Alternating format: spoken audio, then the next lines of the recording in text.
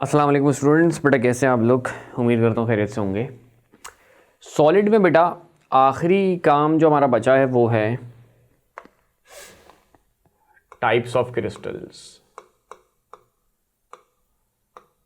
अब आप सोच रहे हो कि सर ये तो हमने पढ़ लिए थे पिछले लेक्चर में, टाइप्स ऑफ क्रिस्टल। बिल्कुल बेटा आपने पढ़ लिए थे, मगर वो जो टाइप्स ऑफ क्रिस्टल थे वो डायमेंशन की बेसिस पे थे। ये हैं टाइप्स ऑफ क्रिस्टल बॉन्डिंग की बेसिस पे, ठीक है। बॉन्ड की वजह से जो आपके सॉलिड बनते हैं वो कितनी तरह के होते हैं, तो बॉन्डिंग की बेसिस पे बेटा जो आपके सॉलिड होते हैं। अच्छा, इसको कुछ हेडिंग्स में पढ़ लेते हैं। क्रिस्टल और नेचर ऑफ बॉन्ड,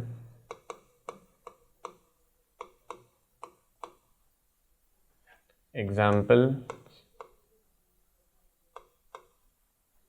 और प्रॉपर्टीज।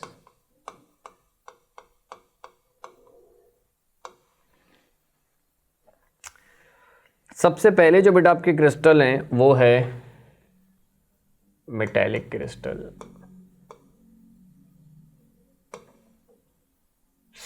मेटेलिक क्रिस्टल में बेटा कौन सा बॉन्ड होगा? मेटेलिक बॉन्ड होगा। मेटेलिक बॉन्ड क्या होता है? मेटेलिक बॉन्ड होता है भाई, अगर मेटल का कोई मैं पीस उठाऊंगा तो उसमें मेटल के काफ़ी सारे एटम्स होंगे। अब उन एटम्स के बीच में जो बॉन्ड बन रहा है, उन एटम्स के अंदर जो बॉन्ड बन रहा है वो आपका मेटेलिक बॉन्ड है। अब वो बॉन्ड क्या होता है भाई? एक एटम की अगर हम बात करें तो उसके सेंटर में न्यूक्लियस है, बाहर इलेक्ट्रॉन है,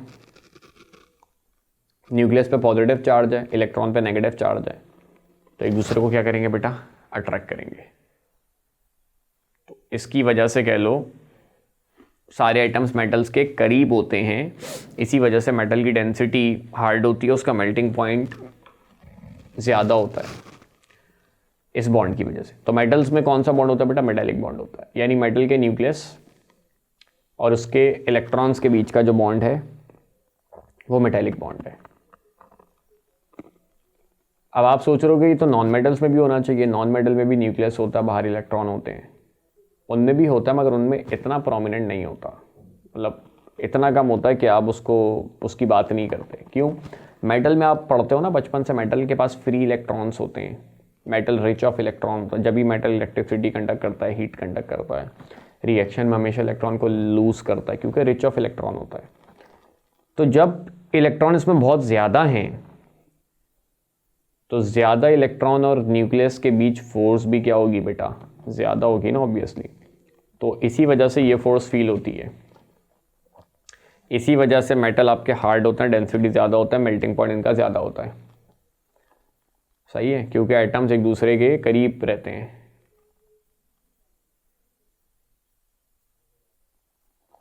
ठीक है, तो इस बॉन्ड को हम मेटेलिक बॉन्ड कहते हैं। किस में होगा? मेटल्स में होगा भाई। आयरन, कॉपर, निकल, ये जितने भी मेटल्स हैं इन सब में ये सब आपके मेटेलिक क्रिस्टल बनाते हैं। प्रॉपर्टीज मेटेलिक क्रिस्टल की क्या होंगे बेटा? इसकी एग्जांपल में मेटल्स है ना, तो जो प्रॉपर्टीज मेटल्स की होती हैं क्या कि भाई लस्टर यानी शाइन करते हैं, high melting and boiling point होता है, सही है, और इलेक्ट्रिसिटी और हीट को कंडक्ट करते हैं, तो conduction of heat and electricity, और मैलिएबल होते हैं, डक्टाइल होते हैं और टेंसाइल होते हैं। सही है। अच्छा, बाकी प्रॉपर्टीज़ तो आसान है। आखिर की अगर मैं बताऊं, शायद तुम लोग वैसे तो बचपन में पढ़ते हो, लेकिन फिर भी अगर थोड़ी मिस हो गई हो। मैलिएबल मेटल की वो प्रॉपर्टी जिससे उसको पतली पतली शीट्स में कन्वर्ट किया जा सके, मेटल की इस प्रॉपर्टी को मैलिएबिलिटी कहते हैं। मेटल को पतली शीट्स में कन्वर्ट कर सकते हैं, वरना मेटल का जब नाम सुनते हो तो क्या जहन में आता होगा, एक बड़ा सा पीस होता होगा।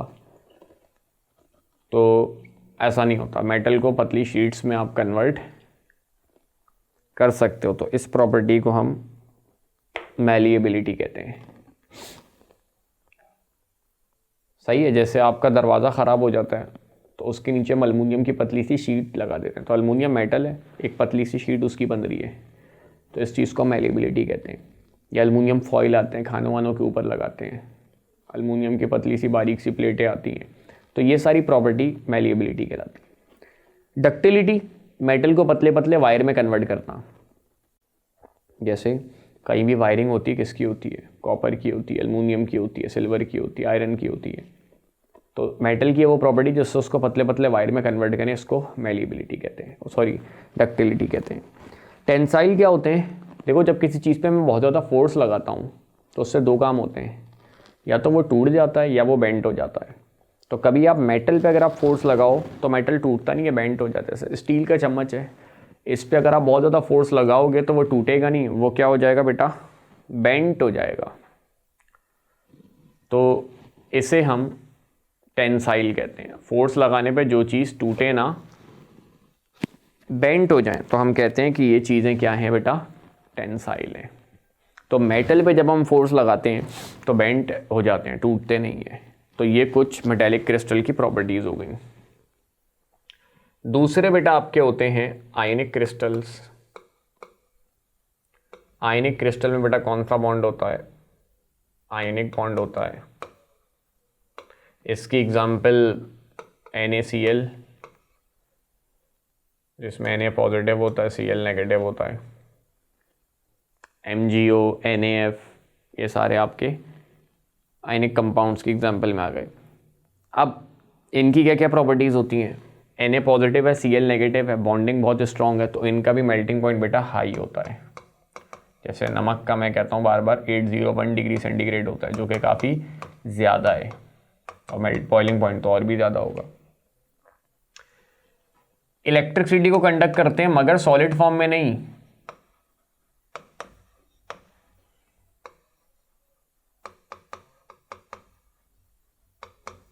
किस फॉर्म में? मोल्टेन फॉर्म में या फिर बेटा एक्वस फॉर्म में।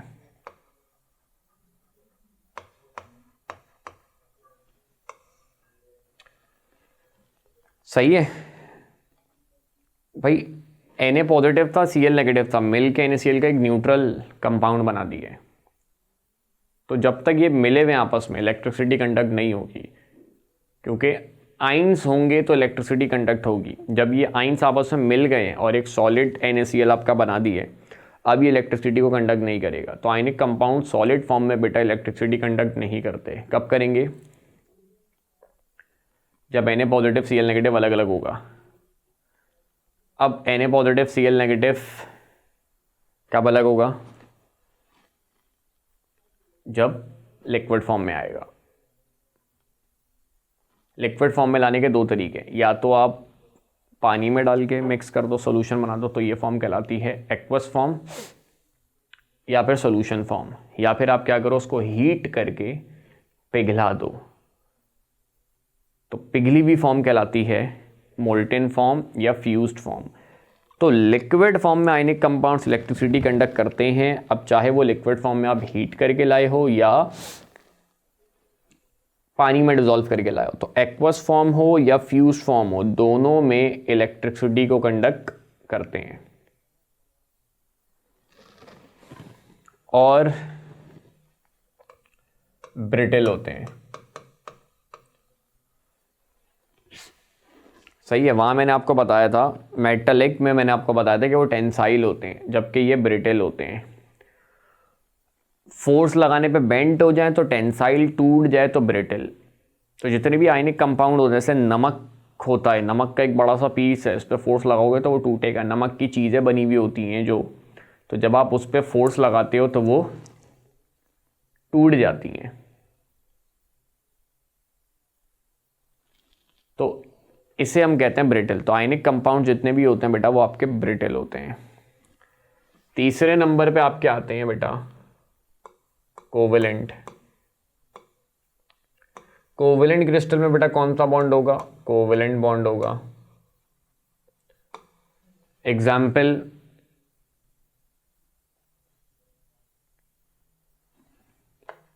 वो सॉलिड सोचो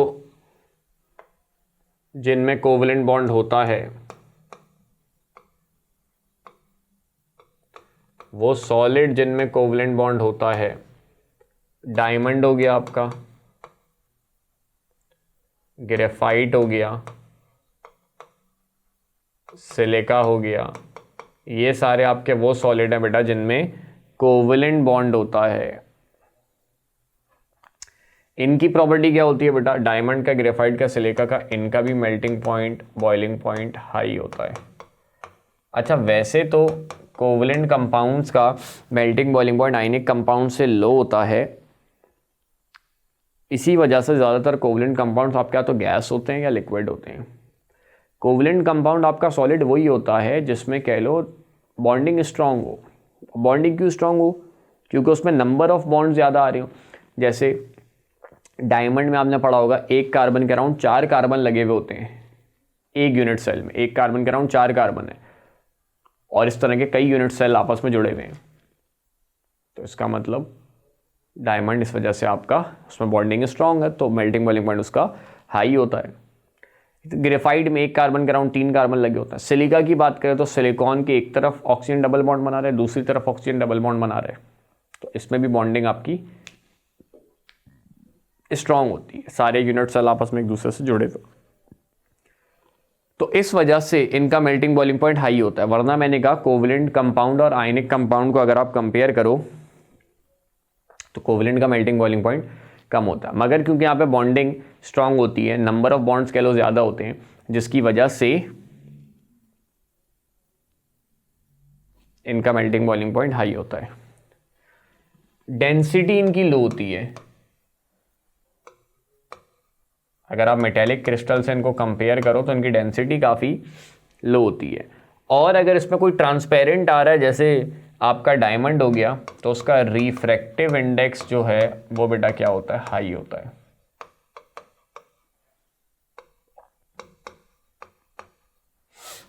रिफ्रैक्टिव इंडेक्स क्या होता है? जब भी लाइट एक मीडियम से दूसरे मीडियम में रिफ्रैक्ट होती है, यानी एक मीडियम से दूसरे मीडियम में जाती है, आर पार हो जाती है, तो उसकी स्पीड में चेंज आता है, उसकी स्पीड में कमी आती है।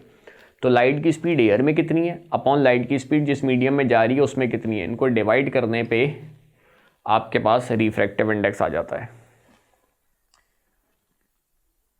ठीक है, तो इनका रिफ्रैक्टिव इंडेक्स जो है वो हाई होता है। जैसे डायमंड का शायद आपने याद किया और 2.54 रिफ्रैक्टिव इंडेक्स होता है, जो कि काफ़ी बड़ी वैल्यू है।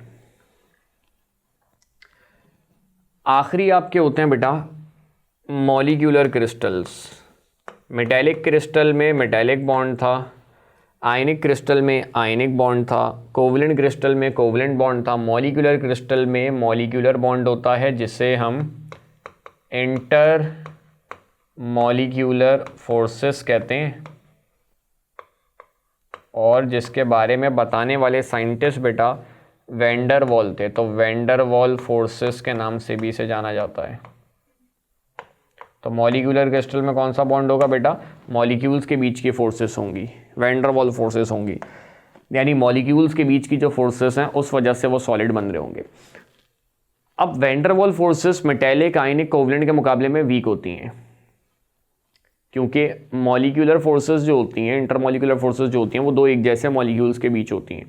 तो दो एक जैसे मॉलिक्यूल जो रखे हुए हैं उनके बीच इतनी फोर्स ऑफ अट्रैक्शन बेटा नहीं होती। तो इस वजह से इसमें इसकी एग्जाम्पल में वो सारे सॉलिड आते हैं जिसमें बॉन्डिंग बाकी सॉलिड के मुकाबले में क्या होती है बेटा? कम होती है। यानी वो सारे सॉलिड जो मैंने बताए थे ना, डायरेक्ट सब्लिमेशन कर जाते हैं, डायरेक्ट गैस में कन्वर्ट हो जाते हैं। वो मैंने क्या कहा था, कौन से सॉलिड होते हैं डायरेक्ट गैस में कन्वर्ट होते हैं? जिनमें फोर्सेस बाकी सॉलिड के मुकाबले में कम होती है। क्या क्या एग्जाम्पल दी थी मैंने कहा था आपकी ड्राई आइस हो गई, आयोडीन हो गया, नेफ्थलीन हो गया, सही है, कैम्फर हो गया, ये सारे बेटा आपके वो सॉलिड होते हैं जो डायरेक्ट गैस में कन्वर्ट होते हैं, यानी इसमें बॉन्डिंग बाकी सॉलिड के मुकाबले में कम होती है। तो मॉलिक्यूलर सॉलिड के एग्जांपल में आपके पास ये आ जाएंगे। अब क्योंकि इनमें बॉन्डिंग बेटा बाकी सॉलिड के मुकाबले में कम है, तो इनका मेल्टिंग बॉइलिंग पॉइंट जो है बेटा वो क्या होता है, कम होता है। और दो सेम मॉलिक्यूल्स होते हैं इसमें, तो इलेक्ट्रिसिटी को भी कंडक्ट बेटा ये नहीं करते। तो ये आपके बेटा बॉन्डिंग की बेसिस पे 4 तरह के क्रिस्टल थे। तो इसी के साथ हमारा सॉलिड का जो पोर्शन है बेटा वो कंप्लीट हुआ। तो इस लेक्चर को, इस वीडियो को भी यहाँ पे एंड करते हैं। अगले लेक्चर में आपसे मुलाकात होगी। अपना ख्याल रखना। अल्लाह।